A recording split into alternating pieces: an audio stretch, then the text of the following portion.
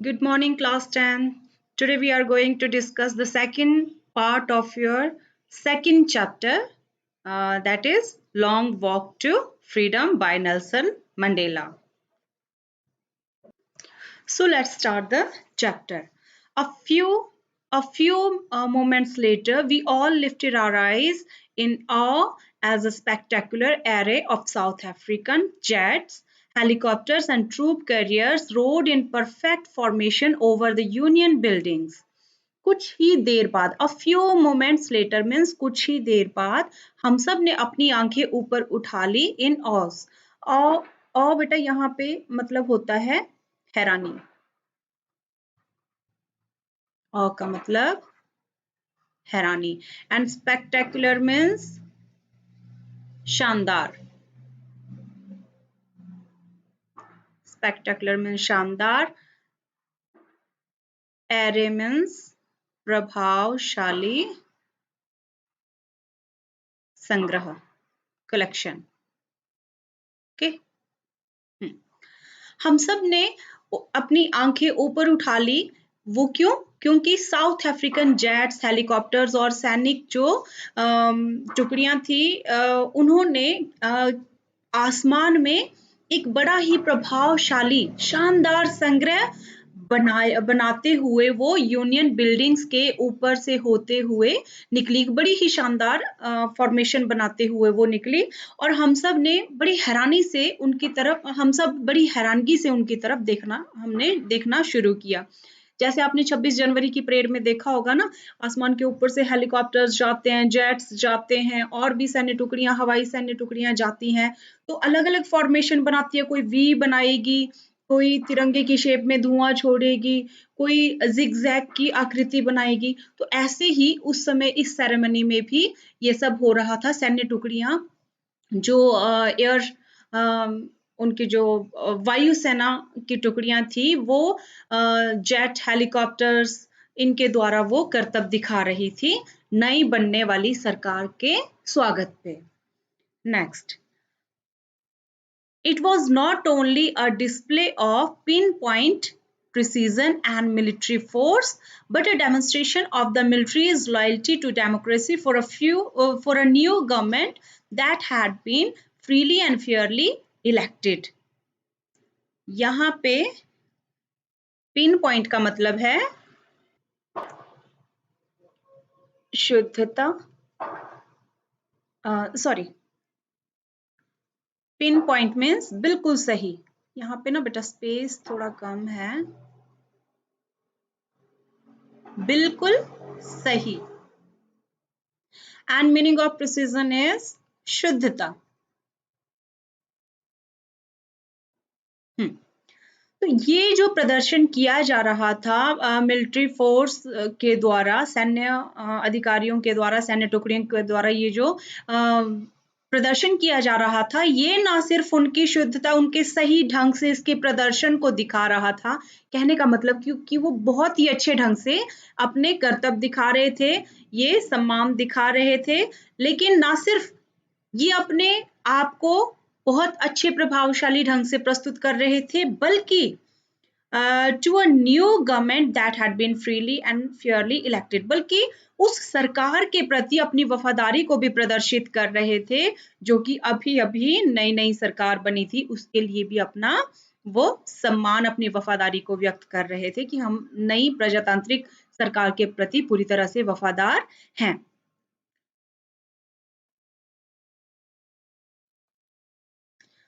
Only moments before, the highest generals of the South African Defence Force and Police, their chests bedecked with ribbons and medals from days gone by, saluted me and pledged their loyalty. कुछ ही क्षण पूर्व, moment होता है पल या क्षण, कुछ ही क्षण पूर्व जो सेना के साउथ अफ्रीकन डिफेंस फोर्स के सुरक्षा विभाग के जितने भी जनरल्स थे, हाईएस्ट जनरल्स थे, वो एंड पुलिस और रक्षा विभाग के जितने भी जनरल्स थे, हायर रैंक के जितने भी जनरल थे, और जिन्होंने अपने कारनामों से, अपनी बहादुरी से अपनी वर्दी पर जो मेडल्स, रिबन्स लटकाए हुए थे, वो मुझे क्या कर रहे थे? सल्यूट। वो मुझे सलाम कर रहे थे, सल्यूट कर रहे थे, एंड प्लेज्ड देयर लॉयल्टी, और वो अपने वफादारी के लिए शपथ ले रहे थे। मतलब वो मेरे और मेरे सरकार के प्रति, जो हमारी सरकार बनने जा रही थी, उसके प्रति वो वफादारी की प्रतिज्ञा ले रहे थे।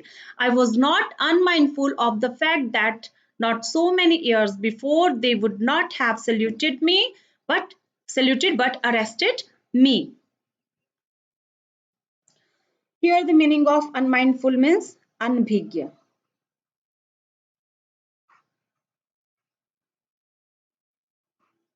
ठीक है, तो नेल्सन मंडेला कहते हैं आई वॉज नॉट अनमाइंडफुल, मैं अनभिज्ञ नहीं, मैं अनजान नहीं उस चीज से।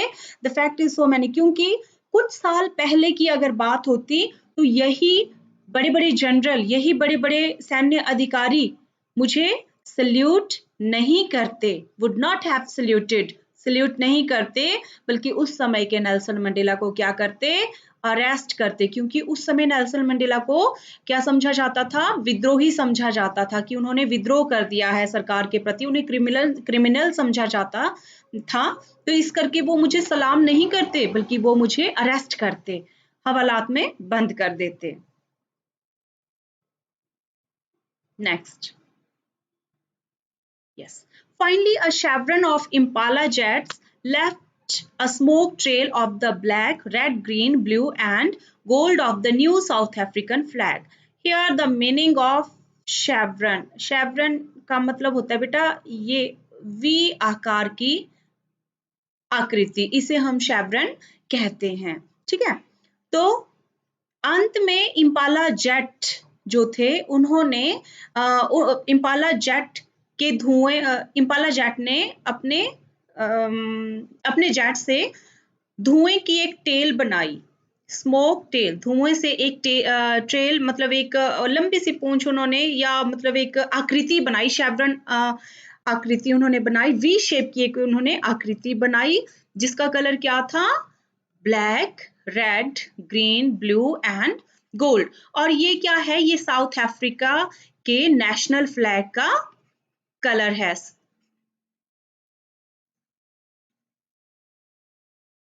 ये नेशनल फ्लैग है साउथ अफ्रीका का, उसका ये कलर है, ब्लैक, रेड, ग्रीन, ब्लू और गोल्ड। तो अपने झंडे के, अपने राष्ट्रीय झंडे के रंगों के तरह धुआं छोड़ते हुए इम्पाला जेट ने वी आकार की आकृति बनाई। हम वैसे भी नॉर्मली कहते हैं ना वी, कहीं पे कोई गए होते, कोई कंपटीशन होता है, वी आकृति बनाते हैं, वी का मतलब वी फॉर विक्ट्री, है ना? तो वैसे ही आकृति इम्पाला जेट्स ने भी बनाई। The day was symbolized for me by the playing of two national anthems and the vision of white singing Kosi Sikelel Africa and black singing Diestam, the old anthem of the Republic. अच्छा, ये जो inauguration का दिन था, ये मेरे लिए क्या बन गया था? मेरे लिए एक प्रतीक था, सिंबलाइज होता है प्रतीक। ये मेरे लिए एक प्रतीक बन गया, क्योंकि उस दिन मेरे देश के दो नेशनल एंथम मीन्स राष्ट्रीय गान बजाए गए। द विजन ऑफ व्हाइट्स, जो गोरे लोग गाते थे, कोसी सिकलेल और अफ्रीका, और ब्लैक लोगों का जो नेशनल एंथम था डाई स्टैम, ये दोनों एक साथ उस समय बजाए गए। जब भी कोई राष्ट्रीय उत्सव होता है, नेशनल कोई त्योहार होता है ना बेटा, तो उस समय देश का राष्ट्रीय एंथम जो है वो बजाया जाता है। तो the old anthem of the Republic, ये जो डाई स्टैम था, ये हमारे गणतंत्र का सबसे बहुत पुराना, ये सबसे पुराना नेशनल एंथम था, Die Stem. Although that day neither group knew the lyrics of the anthem they once despised. Meaning of despise means तुच्छ समझना, तुच्छ समझना। तो कहाँ गया? ऑल्दो दैट डे, हालांकि उस दिन ये जो दोनों ग्रुप थे, व्हाइट और ब्लैक दोनों ग्रुप थे, ये दोनों एक दूसरे के नेशनल एंथम के वर्ड्स को नहीं समझते थे और उसको क्या समझते थे? तुच्छ समझते थे, हीन समझते थे। ना ही उन्हें एक दूसरे के नेशनल एंथम की वर्डिंग आती थी, वर्डिंग का पता था, शब्दों का पता था, लेकिन फिर भी वो दोनों मिलकर इन दोनों नेशनल एंथम को गा रहे थे और जल्दी ही वो उसे दिल से याद भी उस नेशनल एंथम के शब्दों को दिल से याद भी करने वाले थे।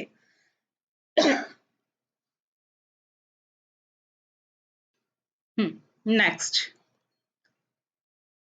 on the day of the inauguration, I was overwhelmed with a sense of history.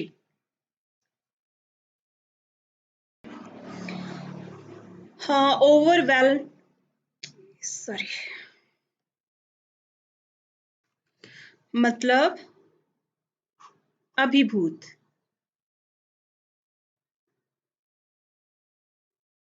तो बाहर चला गया, कोई बात नहीं। ओवरवेल्म का मतलब अभिभूत होना, अभिभूत होना। हाँ, on the day of the inauguration, हाँ उस दिन जिस दिन ये इनॉग्रेशन का दिन था, उद्घाटन का दिन था, उस समय नेल्सन मंडेला जो है वो इतिहास की पुरानी यादें उनके अंदर मतलब वो अभिभूत हो जाते हैं हिस्ट्री की उन पुरानी यादों को ताज़ा करके, मतलब उनके अंदर वो सारी चीज़ें घूमने लगती है, वो सारे एहसास फिर से जागृत हो जाते हैं कि किस तरह से उन्होंने आज़ादी की लड़ाई लड़ी है। In the first decade of the 20th century, a few years later, the bitter Anglo-Boer War, and before my own birth, the white-skinned people of South Africa patched up their differences and erected a system of racial domination against the dark-skinned people of their own land. In the first decade आपको क्या बताया था? दशक। First decade of 20th century हुई 1900, ठीक है, और first decade of 20th century हुआ 1910, सॉरी 1910 नहीं, दिस इज 910। 1900 से लेकर 1910 के बीच की बात है। इस समय कुछ सालों बाद अंग्रेजों के बीच में और साउथ अफ्रीका के लोगों के बीच में एक भयंकर युद्ध हुआ था जिसे एंग्लो बोर वॉर कहा जाता है। बीटर मीन्स, वैसे बीटर का मतलब कड़वा होता है, लेकिन यहाँ पे हम कड़वी यादों को लेकर इसे भयंकर कहेंगे। बड़ा भयंकर युद्ध हुआ था and before my own birth, और मेरे जन्म से कुछ पहले की ही ये बात है। द व्हाइट स्किन पीपल, ये जो गोरे लोग थे, व्हाइट स्किन पीपल ये जो गोरे लोग थे, और साउथ अफ्रीका में रहने वाले जो गोरे लोग थे, उन्होंने क्या किया, आपस के जो डिफरेंसेस होता है, मतभेद, डिफरेंसेस मीन्स मतभेद, उन्होंने अपने अपने मतभेद भुला दिए, इरेक्टेड होता है खत्म करना, है ना, अपने अपने मतभेद खत्म कर लिए इन दोनों ने। जैसे जो इंग्लिश लोग थे और साउथ अफ्रीका में रहने वाले गोरी चमड़ी के लोग थे, उन्होंने अपने अपने मतभेद खत्म कर लिए and a system of racial domination, domination होता है दबाना, किसी को नीचा दिखाना, और रेशियल हुआ जाति के आधार पर।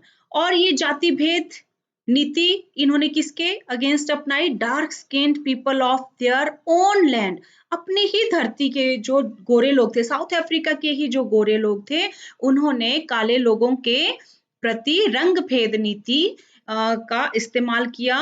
उसका मतलब उस नीति का प्रयोग उन्होंने अपने ही देश के इस डार्क स्किन के इन डार्क स्किन के लोगों को नीचा दिखाने के लिए उन्होंने उसका प्रयोग करना शुरू कर दिया। The structure they created formed the basis of one of the harshest, most inhuman societies the world has ever known।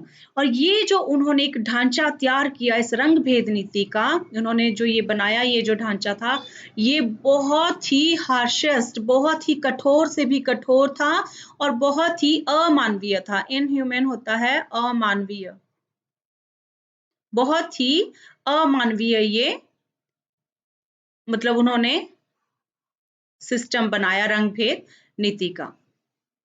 Last जो अच्छा हाँ, inhuman societies the world has ever known, जो संसार ने पहले कभी ऐसा सिस्टम नहीं देखा था। ऐसे जो भी तबाही या जो भी अत्याचार इन लोगों पे हुए वो शायद ही समाज की किसी सोसाइटी ने सॉरी इतिहास में किसी संसार की किसी भी सोसाइटी ने किसी भी समाज ने पहले कभी देखे हो। Now in the last decade of the 20th century and my own 8th decade as a man, that system had been overturned forever and replaced by one that recognized the rights and freedom of all people regardless of the color of their skin.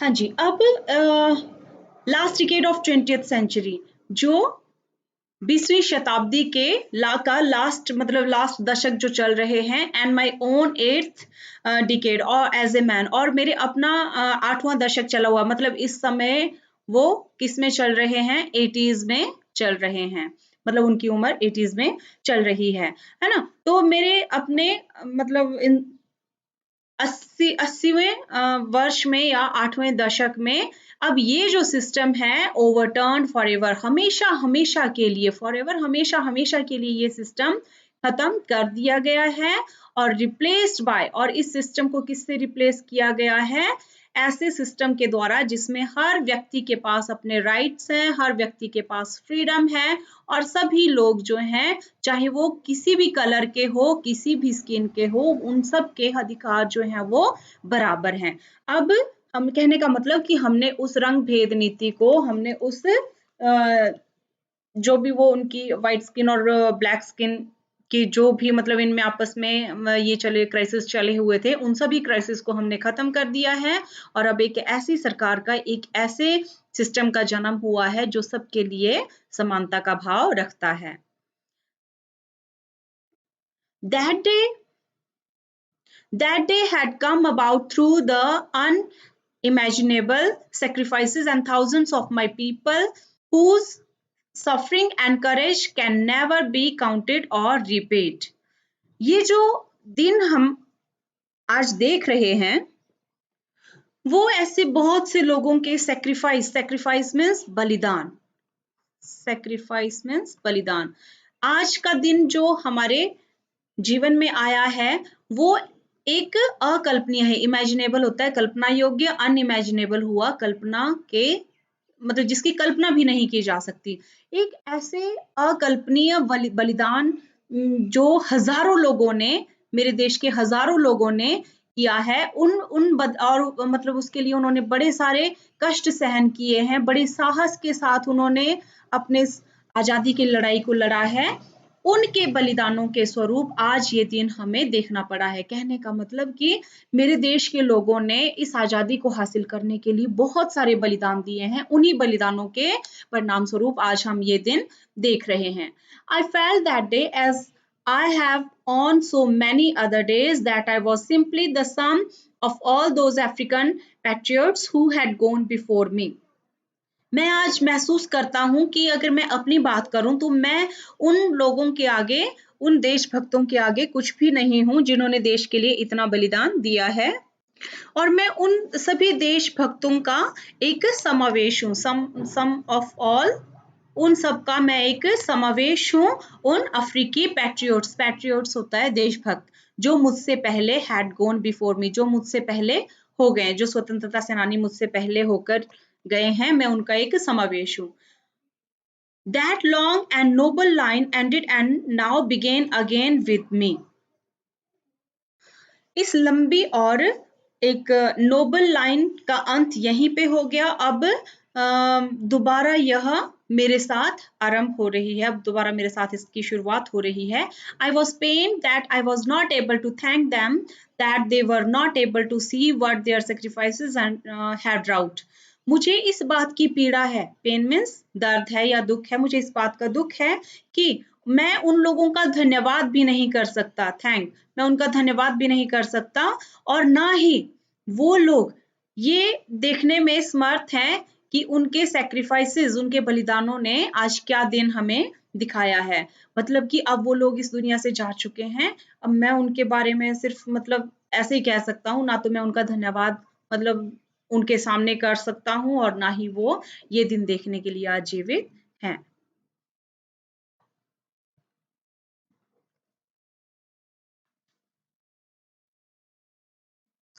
The policy of apartheid created a deep and lasting wound in my country and my people. ये जो apartheid की policy थी, ये जो जाति भेद की जो ये पॉलिसी थी, इसने मेरे देश और मेरे देश के लोगों पर बहुत गहरे घाव छोड़े हैं. All of us will spend many years, if not generations, recovering from that profound hurt. ये जो हमने दुख सहन किए हैं, ये जो हमें घाव मिले हैं, इन सभी घावों को भरने में हमें बहुत सारे साल लग जाएंगे, बहुत सारी पीढ़ियां ना सही, जनरेशंस मीन्स बहुत सारी पीढ़ियां ना सही तो बहुत सारे साल अवश्य ही लग जाएंगे, मतलब इन घावों को भरने में. But the decades of the operation and brutality had another unintended effect, and that was that it produced the Oliver Thombers, the Walter Sislus, the Chief Luthulis, the Yusuf Dadus, the Bram Fishers, the Robert Subukwaves of our time, men of such extraordinary courage, wisdom, and generosity that their like may never be known again. इनकी जो स्वतंत्रता सेनानी हैं, उनके बारे में उनके नाम इन्होंने इसमें बताए हैं. अच्छा, but the decades of the operation, लेकिन दशकों तक, कई वर्षों तक हमारे ये जो हमारे साथ ये जो अत्याचार हुए हैं, ये जो दमनकारी नीति हमारे प्रति अपनाई गई है, इस नीति सी समाज ने ये जो दमनकारी रवैया हमारे प्रति दशकों से अपनाया गया, इसी दमनकारी रवैये की वजह से हमारे बीच जो कुछ मतलब जो महान स्वतंत्रता सेनानी हुए, जिनके नाम है ऑलिवर थॉम्बोस, द वॉल्टर सिसुलस, चीफ लुथुसिस, और ये सारे जो स्वतंत्रता सेनानी है, इनका जन्म हुआ, मतलब ये उभर के बाहर आए, ये एक बहुमूल्य रत्नों की तरह ये उभर के बाहर आए, और इन लोगों के एक्स्ट्राऑर्डिनरी, असाधारण, एक्स्ट्राऑर्डिनरी होता है असाधारण, करेज मीन्स साहस, विजडम मीन्स इंटेलिजेंसी, और तो इन लोगों के मतलब जिसकी कल्पना भी अनइमेजिनेबल करेज, विजडम, जेनरसिटी, इन्हीं की वजह से हमें ये जो आजादी है ये हासिल हो पाई है, और इनके जितना साहसी लोग शायद हमें आगे कभी देखने को मिले.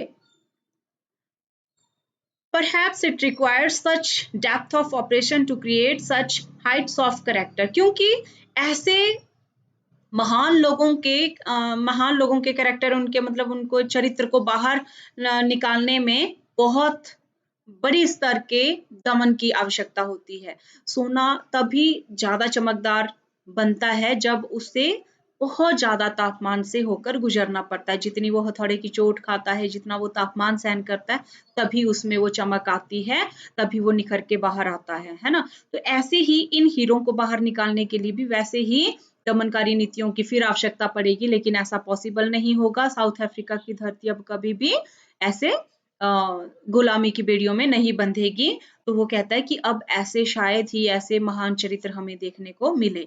My country is rich in minerals and James that lie beneath its soil means mitti, but I have always known that its greatest wealth is its people, finer and truer than the purest diamonds. मेरी धरती जो है, मतलब south Africa की धरती जो है, इस पे बहुत सारे मिनरल्स होता है, खनिज, बहुत सारे खनिज, और जेम्स होता है बहुमूल्य रत्न. तो बहुत सारे बहुमूल्य रत्न और खनिज पाए जाते हैं इस धरती पे. साउथ अफ्रीका में बहुत, सच में ये चीजें पाई जाती हैं, बहुत ज्यादा हीरे की खाने हैं वहां पे. तो वो कहते हैं, लेकिन मेरे देश के जो असली हीरे हैं वो मेरे लोग हैं. उनके मतलब people finer and truer than the purest diamond, और वो लोग जो हैं वो हीरों से भी ज्यादा शुद्ध हैं, ज्यादा अच्छे हैं. मतलब हीरे, मिनरल्स और क्या था, मिनरल्स एंड जेम्स तो मेरे देश की धरती के नीचे पाए जाते हैं, लेकिन साथ ही साथ ये लोग भी महान लोग मेरे देश के रियल जेम्स हैं, ये रियल डायमंड्स हैं मेरे देश के. तो ये स्वतंत्रता सेनानियों की इनकी पिक्चर्स है। अच्छा, आज का चैप्टर बेटा इतना ही।